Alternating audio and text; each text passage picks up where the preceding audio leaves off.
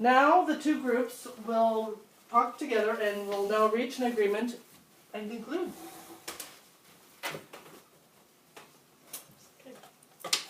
One thing, I see a lot of similarities. Like I said, I see the journaling and the homework and that awareness of, oh, what am I thinking? What am I feeling? Yeah, I really like that. Oh gosh, like they almost are intertwined. Mm-hmm. You can almost, like I know there's, okay, yeah, go ahead, yeah. Well, I just wanted to add, you were noticing the similarities, and I was noticing the similarities between the therapist and the client. There's a big collaborative approach with both of the different therapies.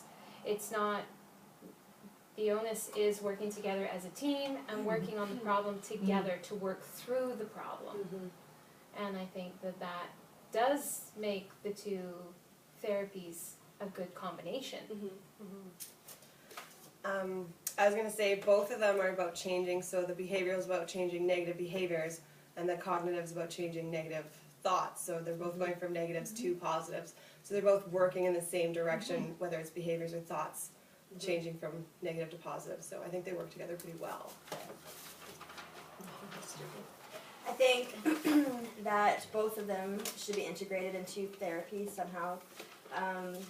When you're suffering from addiction, I think, from my own experience, that the person is plagued with both maladaptive thinking and maladaptive behavior. So any form of therapy that targets both, I think, would probably produce the best results.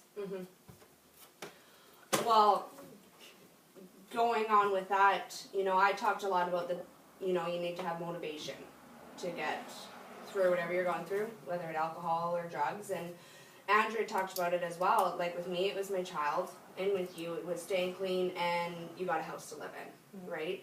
So they both have to do with motivation. So like you said, Laura, they're very intertwined, and they have a lot of different, or have a lot of similarities. A lot. The behavioral therapy is a little more stricter with the rules and policies and things like that.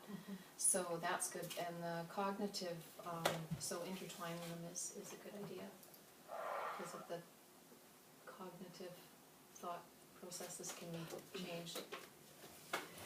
For me, I feel like one can actually exist without the other in a way, because you think of any of like the behavioral stuff, to change your behaviors, it all has to process up here first, right? It's all cognitive before it leads to the behavioral. So I really think that they totally intertwine, and you can't really have one without the other. So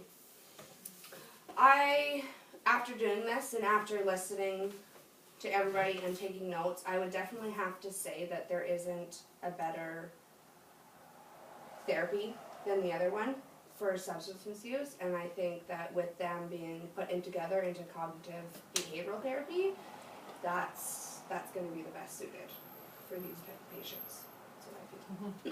I found like a lot of the research when we were looking up for cognitive, and I don't know if you guys found when you were looking for behavioral, a lot of it came up with substance misuse patients as cognitive behavioral therapy. So it seemed like they always put the two together anyways. So I found from my research with that. So Okay, well, my vote is cognitive behavioral.